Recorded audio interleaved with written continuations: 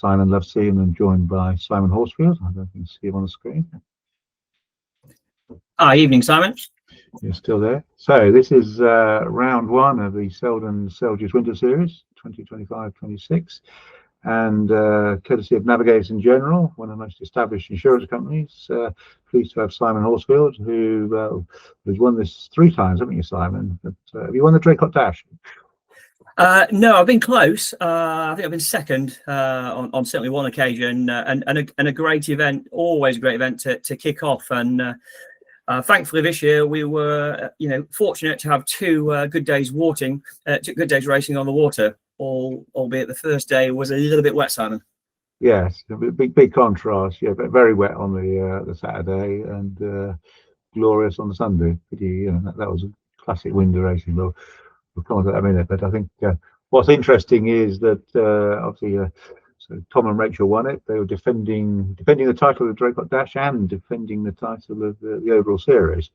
But when we had a quick dip into the results, things were a bit all over the place, aren't they? So. Yeah, it's very interesting, and yeah, Tom and Rachel pretty much have carried on where they left off last year, and a double on the dash, as you say, and a great start to defending their title. But yeah, I think the rain initially in the early morning certainly slowed people's arrival to the start line, and there was some noteworthy people missing or certainly late, and as a result, black flagged or for being late. Yeah, so we see Peter Gray who ended up second. I think he missed the start, and there was a few other sort of top runners who were just weren't there. But it wasn't that the start was early, was it? So. No, race officer set off on time. There was plenty of time, and I was sat in the powerboat, worried about where the fleet was, and yeah, definitely a few late arrivals. So one to watch. Race officer got off on time. So perhaps get out there 30 minutes before. Do a few practice beats and a few hoist and drops prior to the start. So I just think the rain put people off initially, and they were reluctant to get afloat, Simon. I think that's what. All right. They were hoping for an AP, really, waiting for the sunshine, but could have been a long way. But I think what it showed was quite a lot of the sort of favourites had at least a bad start. I think I can unmute Matthew. But Matthew was in the snipe, and I think you won the last race, or the fourth race, wasn't it, Simon? Yeah, and he was also black flag. So so if he hadn't got the black flag, I think he'd been much further. Cool. Yes. So quite a few people were affected by carrying a 94th. And had they been out earlier, I think there'd have been a lot of different positions on. Yeah, but again, Rachel and Tom showing their consistency, and I think showing their hard work. You really see the pictures how hard they're working. Yeah, absolutely. Every time you look around, the boat is absolutely flat. It's inside the shift lines. They're in clean air, and you can see that on the screen, it's reflected in a really great performance and defence of the title. Right. Okay. So, we've got a few things we want to look at this evening, Simon, that you picked up. Talk us through the agenda. Yeah. So it was super wet. In fact, it was monsooning, as we say at times. So I certainly have a look at some telltales and how to resolve that problem. I think 95% of the boats had telltales that were stuck to the sail. So we'll look at that. Coming into the Windward mark. We'll have a little look at that and what we might choose to do and why we might choose not to do that. The course for the race I set was slightly skewed, and between marks 1 and marks 2 is a little bit broader than it normally is. So that presented some interesting decisions. What do you do? Do you jibe off at that mark or not? So we've got a little bit of video about that. Also, we've got a little bit on starting and what you might choose to do if you find yourself in a bit of a pickle. And we've got a good bit with a GP14 who has to bail at the start, which is good. And finally, we've got a little bit about the pursuit race, Simon. Yep. Okay. So telltales, I think quite critical, wasn't it, on Saturday? Yeah, absolutely critical. And as Tim and I were sat in the powerboat, we were just observing all the boats coming past the rib, and I say 95% of them. Their telltales and leach streamers were just rendered useless, and this is pretty much super easy to resolve, on a dry day in the dinghy park, or in the garage or on the lawn at home. So what you need to do is you need to get some McLube, or there are other brands available, some dry lube. And what you need to do is coat the telltale in dry lube, and also the circumference of the sail. So if you then having McLubed the telltale, you can then draw a circle around with the telltale itself, and that also needs to be dry lube so it doesn't stick to the sail. And if you do that, obviously on both sides and across all the telltales, they invariably don't stick. So that's the expensive solution to it. But being a bit of an older sailor, I generally use beeswax. So you can get this from any good dry suit shop. And we normally use it for zips on dry suits, and it's fantastic. And you can see on this picture here, this is actually my sort of like block of it. You can see the remnants of the wool from me pulling it back and forth trying to get the telltales.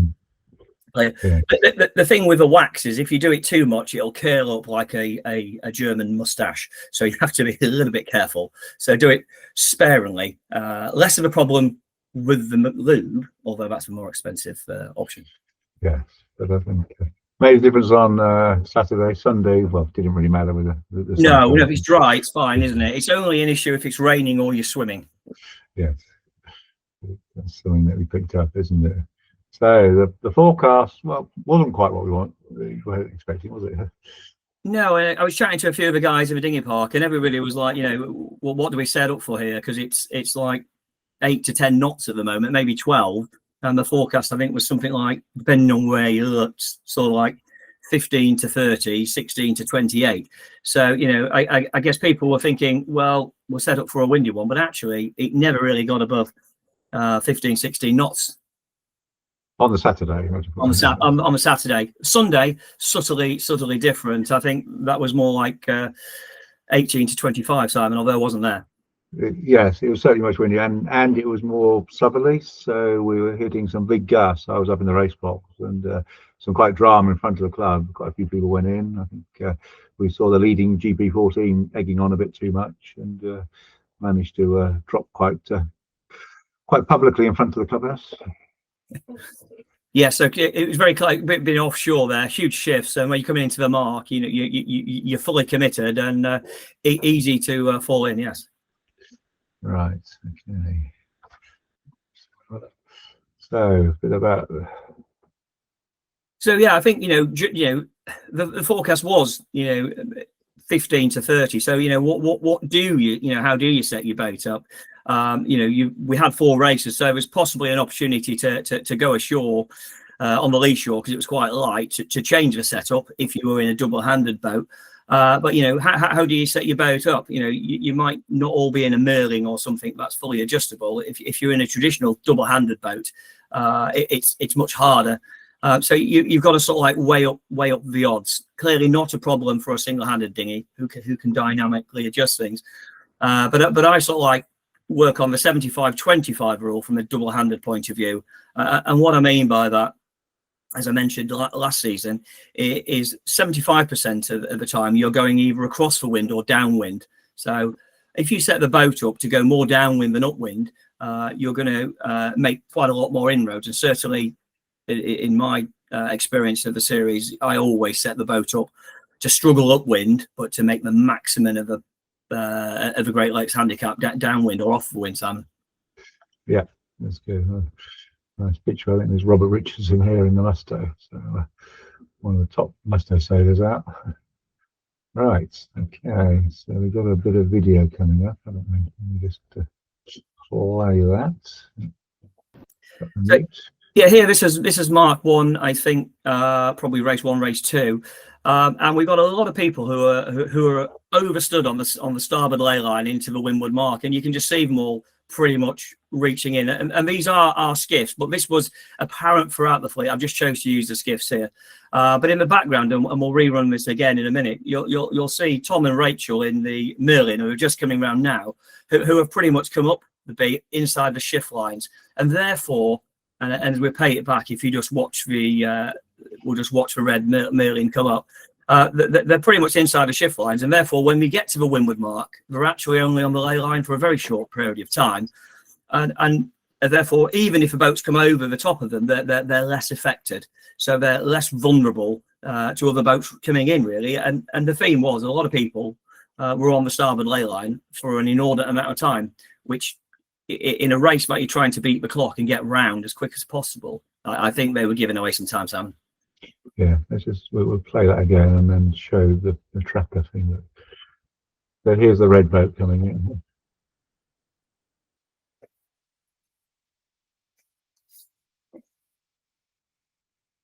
Yeah, and you see the tacked in here, and very short period of time, 8, maybe 10 boat lengths, something like that, and around they go, and not really affected by the K6 and the fireball that are coming up there. And even if so, it's only for a short period. And again, it's how can you keep out of trouble for as long as possible? Yeah. And again, I think the tracker shows it here. Everybody's coming in on the starboard ley line for quite a way.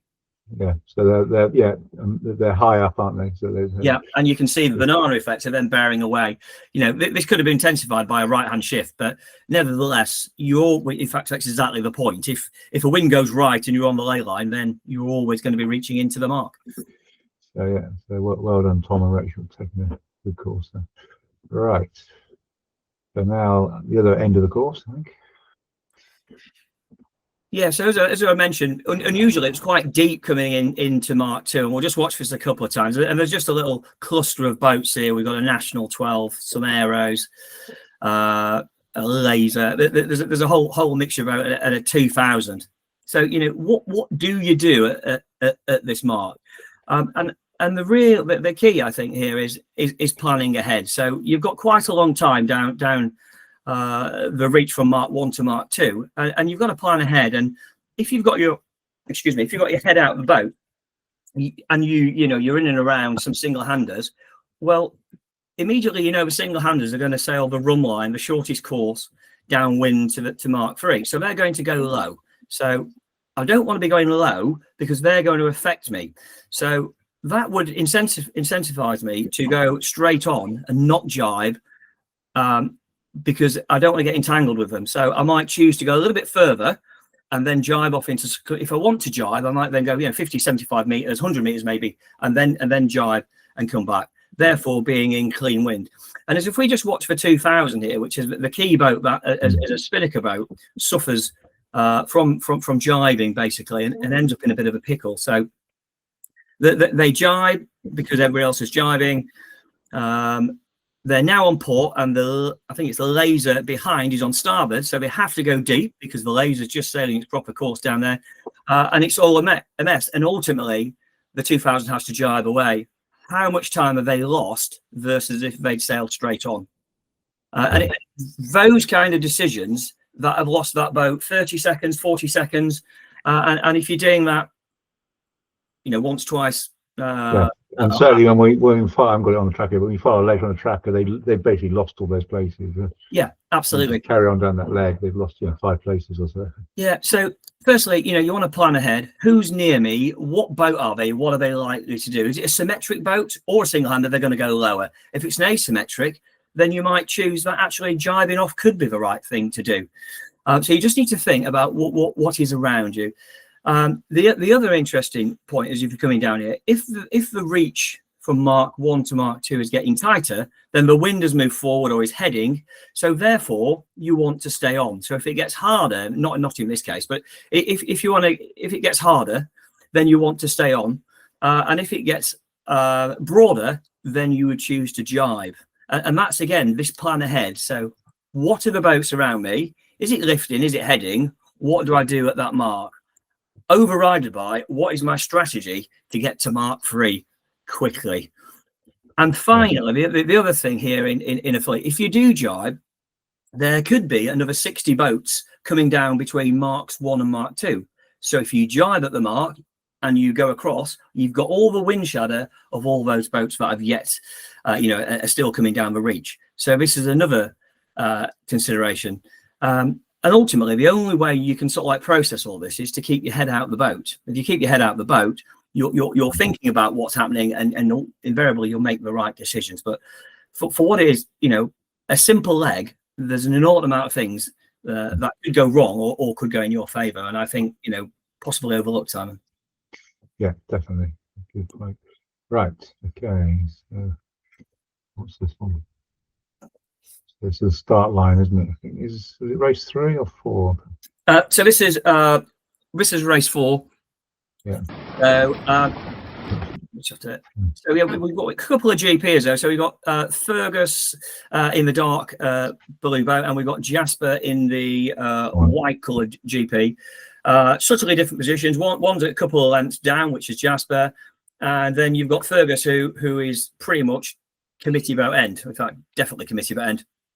So that's up there, you know, looking for an opportunity. Unfortunately, in this case, the wind shifted right, and it had done actually for all the other 2 starts as well. So it was pretty much right. And the issue here for Fergus, and as we watch you back again in a moment, is that he has to sort of like defend against the aero that reaches down the line, and this happened on quite a few. There's a couple of great other examples of boats doing similar things in the fast fleet. So the aero comes in here, and inevitably that forces the GP to just push forwards a fraction, which, you know, doesn't help the situation in getting a clean start. You can see the aero coming in here now, so it just pushes forwards a little bit just to try to protect that gap. And now that little nudge up has not helped. So is it a bit of a situation here that he's got to bail out? So keep calm here, which Fergus does. Jives around. Yes, we've lost some places, but I think he recovered it, didn't he? Yeah, absolutely. He got back in the race, didn't he? He did. He went pin end, so committee boat end, and he tacked off with the wind being in the right. And if you look on the results, I think the GP, which had a great start, which was his dad, Jasper, finished 4th, and I think Fergus finished 6th. So, you know, it doesn't matter that it's gone wrong in this instance. It's all about recovering and not letting that affect you. So, you know, what you know, although it's a negative here, it's actually positive because he's bailed out, got back in, and then got a solid 6th. You know, which in a 90 boat race is a you know, in effect a banker. So, you know, we're showing what went wrong, but actually there's still a positive outcome, Simon. Yeah, it wasn't the end of the world. He managed to dig deep and got back. Didn't go home. So yeah. So I mean, you could argue, and they ended up 3rd overall, I think. So, they did, yeah, absolutely. I mean, you could argue here if it had started a third of the way down the line, because the wind was always, I think, forecast to go right throughout the day, then that would have had the margin of error. But sat here, it's easy to do with hindsight, and you know, his plan was probably sound. It was just a little unfortunate, but well recovered. Yeah. Right. Okay. So other problems that we encountered. Yeah. So I wasn't there on the Sunday, but apparently it was well known that it was quite shallow. The water was super low. You know, it's been a warm summer, hasn't it? And the reservoir was low. And unfortunately, I think Tom Morris and Guy Fillmore in the 800, amongst others, Simon, ran aground. Yeah, I think there was a few others who might be on the call. But, so apparently there is a shallow by Mark S. So there was a beat, obviously H to X, but that quite a few people took a sort of a flyer over there and managed to find that shallow, which you can see is actually marked on the board, but not in the sailing instructions. So I think this is one of those things where a bit of local knowledge helped. So we can see Tom and Guy track here. You can see that they've basically gone from about 10 knots to 0.45 a knot and are pivoting around that shallow near S, which caused the dagger board to be rammed into the boat, which was really game over for them, and they had to do some quite drastic action to actually get it out. Yeah, and I think we were about 20 minutes to go, Simon. I think I'm right in saying we were 24th at this point. They were 24. Yeah, they were the fastest boat in the water, I think. 20 minutes to go, so probably could have edged up to the front of the fleet. They were second overnight, so unfortunately this sort of blew the event for them because it's a non-discardable pursuit. I think that's the other thing to recognise. And by taking that flyer to the right, they unfortunately found the shallow. Yeah, and you know, some of the boats take a subtly, certainly the fastest skiffs take a different route to most of the boats. So more of the conventional boats may have not encountered this, but with the skiffs with a kite up might have had a sort of. Well, no, they're going upwind on this. Going upwind. No, sorry. So yeah, they're beating H to X. So fortunately, yeah, because I wasn't there. Yeah, fortunately, it much better to be going upwind rather than at 10 knots rather than downwind at 18, isn't it? So well, yeah. Thankfully, they didn't hit it at 18 knots. Yeah. So they managed to get home. I think they had to use a hammer to get the dagger board out. So, but I think that the message is, well, as you say, ask the locals of it. Yeah, it is, and yeah, I mean, I was sort of aware of the yellow buoyed area, but yeah, I think ask for locals, and maybe maybe could have been put in the SIs or something just to be a bit more highlighted. But you know, that's sailing; these things happen, and and I think in the future it will be more thing, but it was actually on the chart on the board, so it was actually was sort of. It was presented in some form, but perhaps a bit too subtle. And I think for the bigger boats, these things happen, don't they? Absolutely.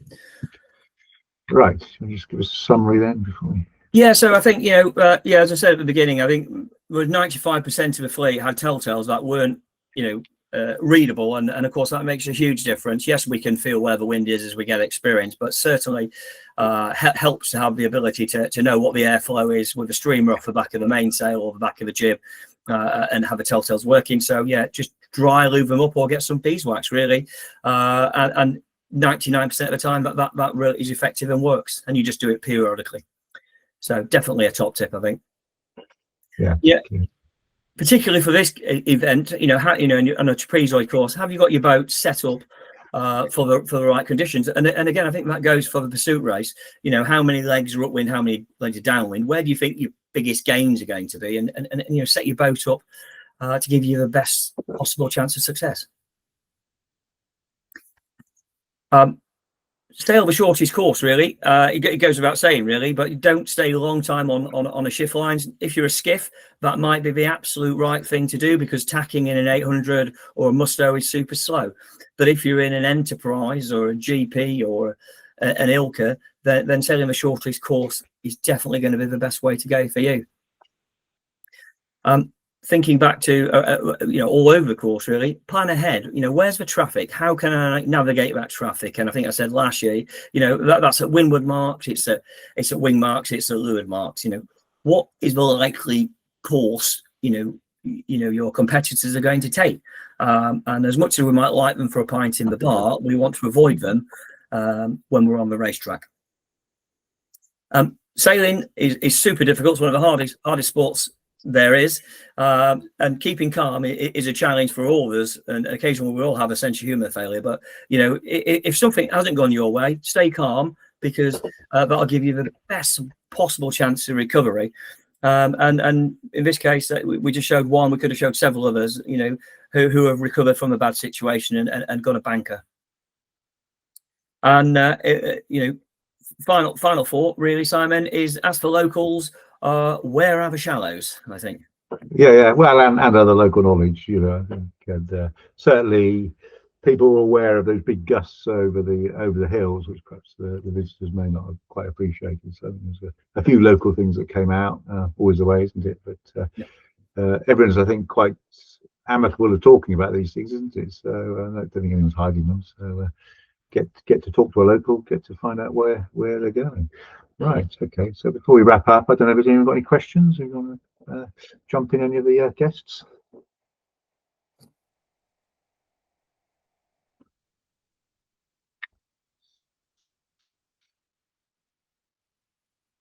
On the chat box. No. Okay. I don't think that's.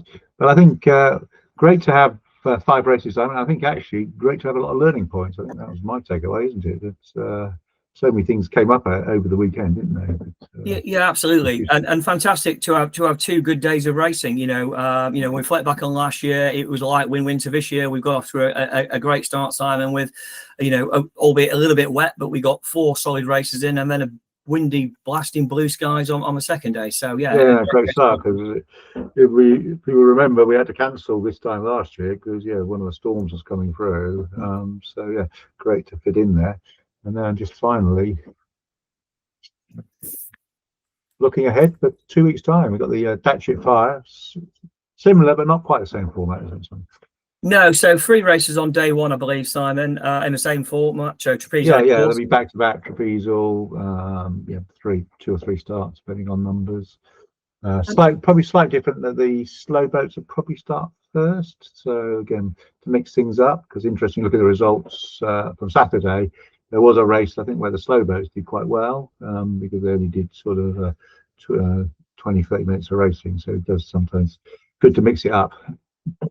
Yeah, absolutely, and also a bit of a subtle change to the pursuit race on the Sunday, Simon, with a split fleet. So the slow and fast fleet will be split, and in effect, the pursuit race will run normally, but there'll be 2 winners, Simon. I believe I'm right in thinking. That's right, and it's a bit of a Datchet innovation, but the logic being is that it gives everyone more time in the water. So you've got sort of 800s or even moths. They're only like sailing around for half an hour sometimes. So by actually referencing a faster boat, so the fast fleet may be like a Phantom or something like that, it will give them possibly twice as long on the water, and then we just join the results up. So there'll be 2 winners, 2 seconds, and so forth. So still a pursuit race, but I think it just mixes up, and I think that's the great thing about some of these events. They're all subtly different. They're not all the same. So it shows that you've got to be good across a wide range of venues and courses and formats. Yeah, absolutely. Yeah, and looking forward to it and see how that unfolds in results on the 7th, Simon. Yeah. I think we've got quite a few from Draycote appearing there, so I think we start to see some of the results evolving and start doing some of the rankings and extracting them and so on. Right. Okay. Well, if no one's got any questions, I think we'll call it a night. I think that's 30 minutes, Simon. That's what we aim to do. So well done at keeping on time, and we'll catch up with anyone in just over 2 weeks. Thank you very much. Okay, good night.